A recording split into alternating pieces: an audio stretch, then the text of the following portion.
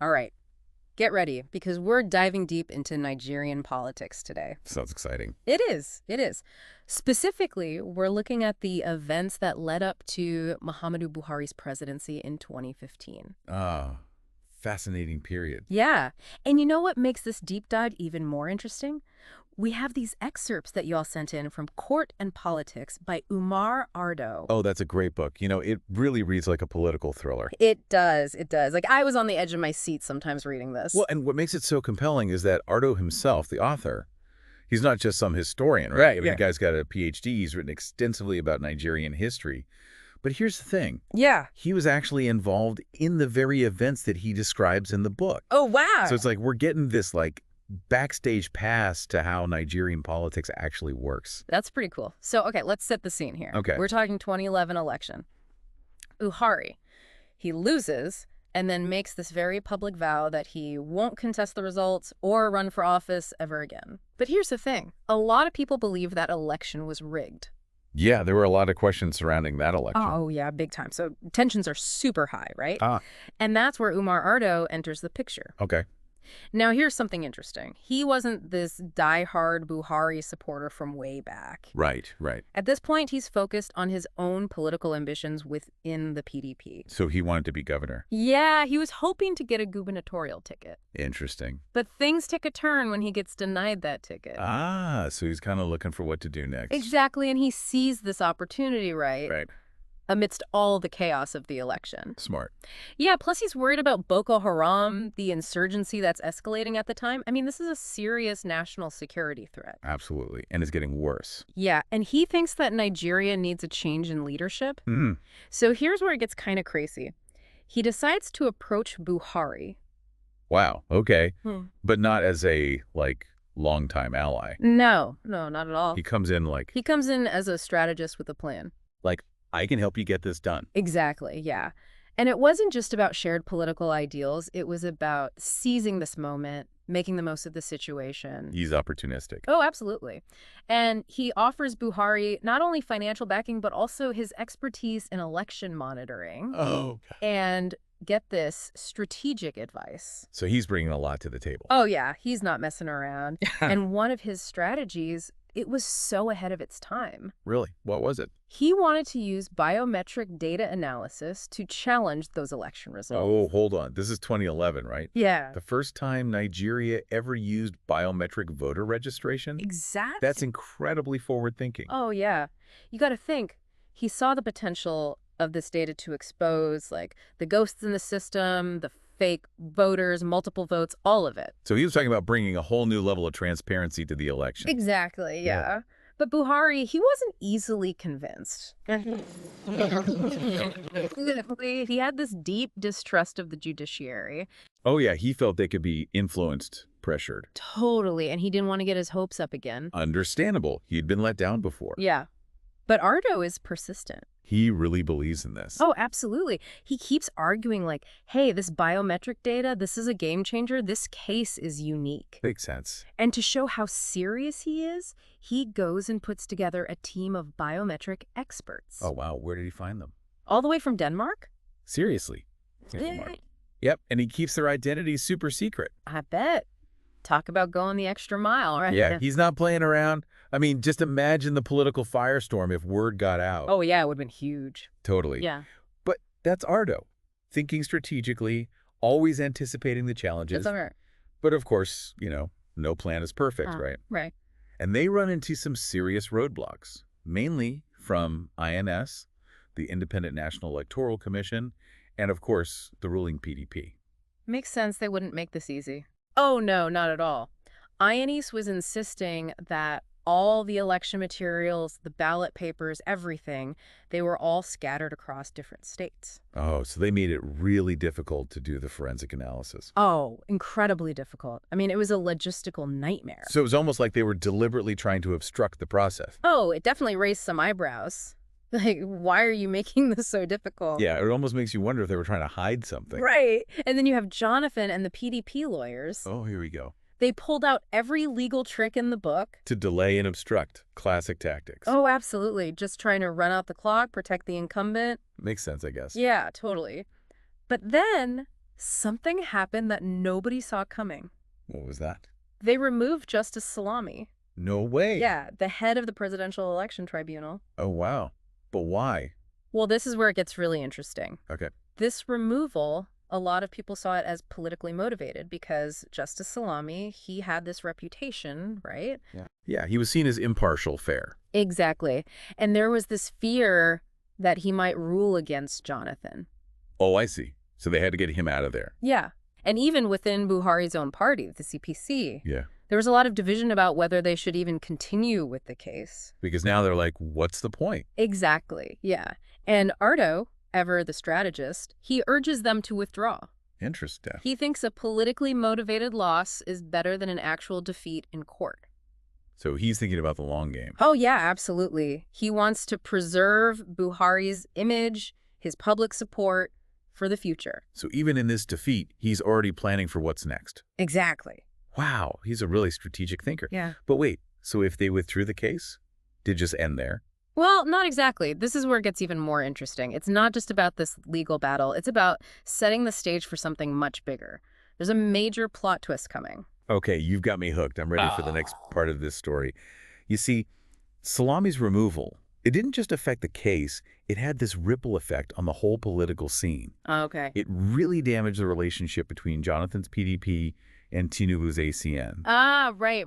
The ACN. Yeah, and remember, Tinubu had actually benefited from some of Salami's rulings in the past. Oh, that's right. So to him, this felt like, wait, hold on, what's going on here?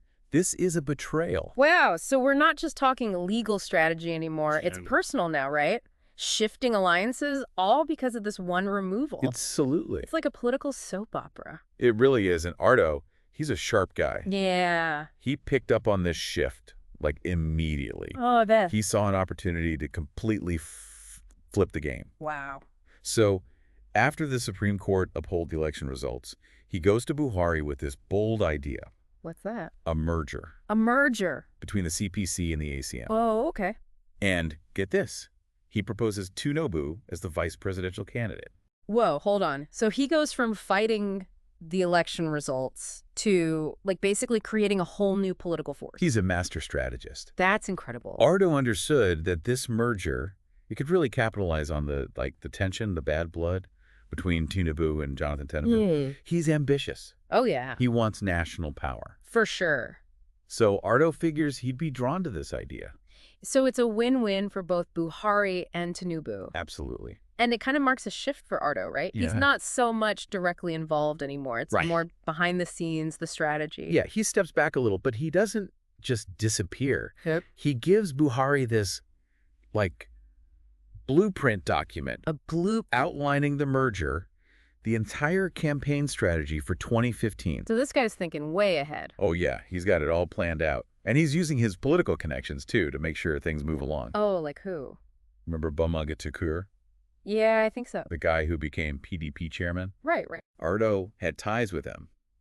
He vised them to kind of nudge the merger forward. So he's like the political puppet master now. Kinda, yeah. But a good example of how he's still involved, even behind the scenes, is when he sets up this press conference demanding that they dissolve the Adamawa PDP leadership. Adamawa, that was Murtala Nyako's stronghold, right? Exactly. The governor who, didn't he clash with Ardo way back? Yep, the one who didn't support him for governor. Right. Some history there. Definitely personal history there. Wow, so Ardo's using this whole situation to his advantage. Absolutely, and it was brilliant. Okay. This move, it weakens Jonathan's base within the PDP. Right. But it also pushes these key figures in Adamawa toward the APC. He's playing chess, and everyone else is playing checkers. That's a great way to put it. I mean, it's amazing how he turned this personal setback into a strategic advantage. Yeah, it's pretty remarkable. But there's another incident that really shows how strategic this guy is. What's that? This whole demand for a public apology from the PDP.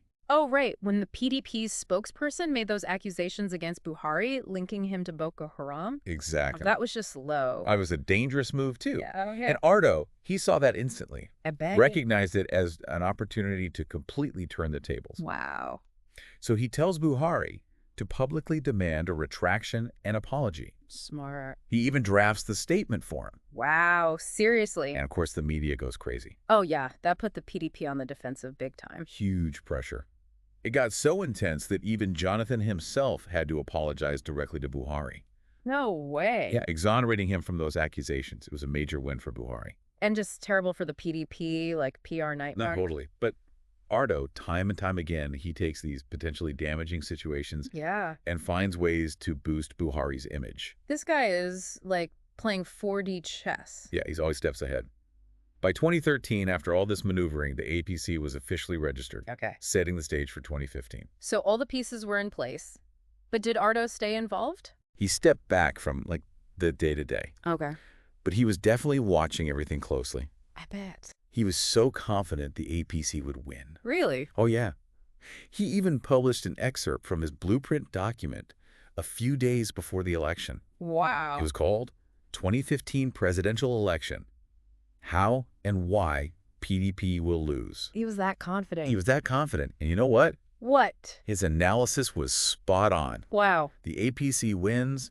Buhari becomes president.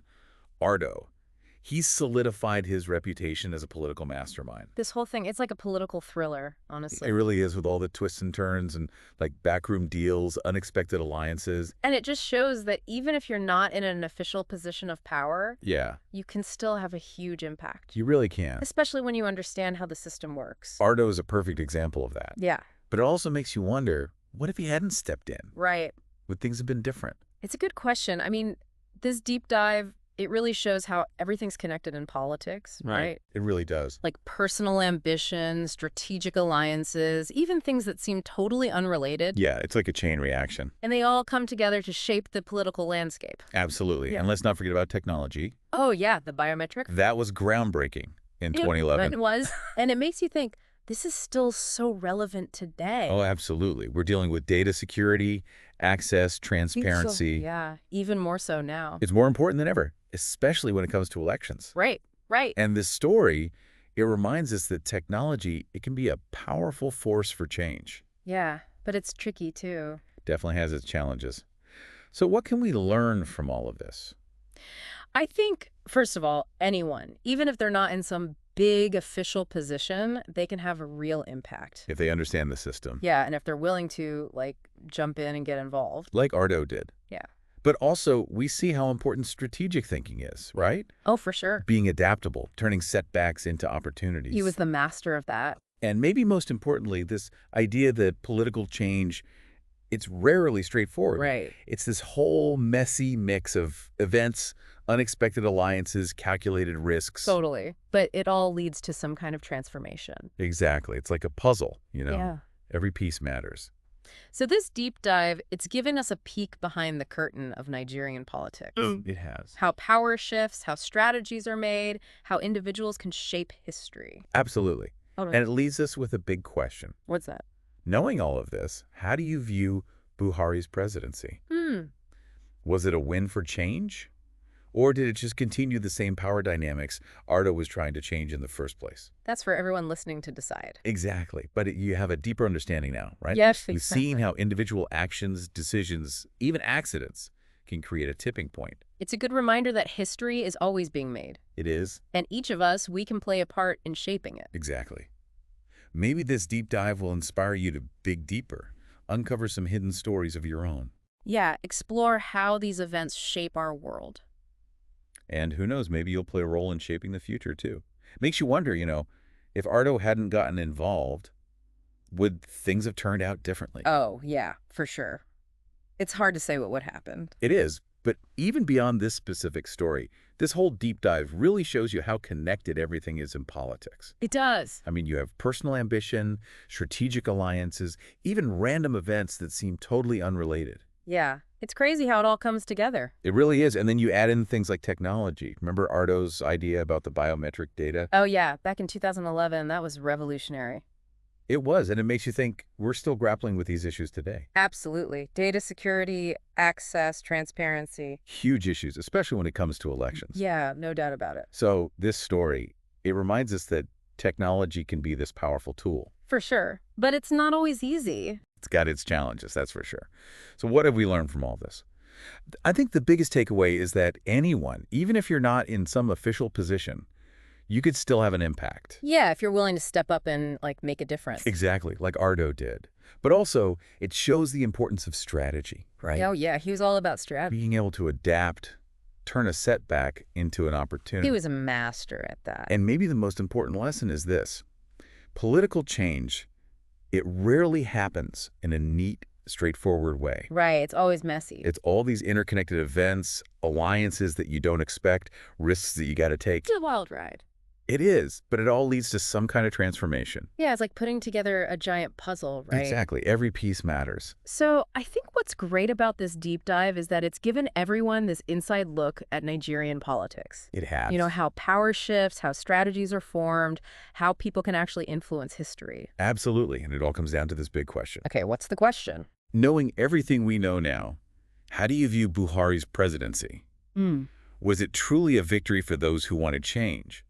Or did it end up reinforcing the same power structures that Ardo was fighting against? Yeah, that's a tough one. I think that's something everyone listening needs to consider for themselves. Exactly. But the important thing is you have a deeper understanding now, right? Definitely. You've seen how individual actions, decisions, even accidents can create real change.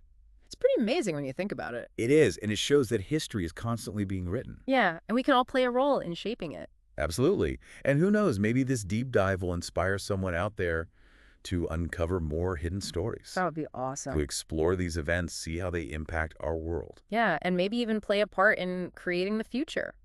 That's what it's all about. So that wraps up our deep dive into Umar Ardo's court and politics. I hope everyone enjoyed it. I know I did. It was fascinating. Definitely learned a lot. Me too, and we hope you did too. Thanks for listening. And keep those excerpts coming.